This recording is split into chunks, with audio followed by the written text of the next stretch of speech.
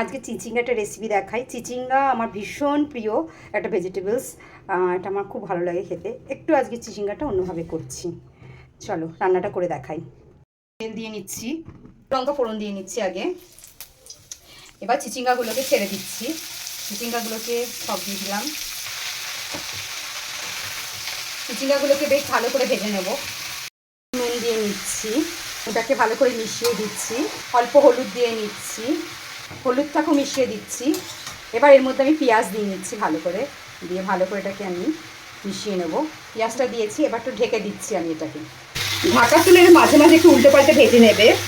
দেখো আমার একটা ভাজা হয়ে গেছে। আমি এবার এর মধ্যে নারকেলের দুধ দিয়ে দিচ্ছি। দিয়ে নারকেলের দুধ দিয়ে এটাকে আমি এবার এটাকে নারকেলের দুধটা দিয়ে আমি এবার আবার একটু ফুটিয়ে নেব।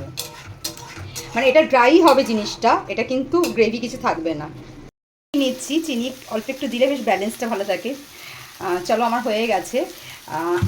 দেখতে পাচ্ছ কত সুন্দর হয়েছে। এটা গরম ভাতের সাথে অসাধারণ লাগে।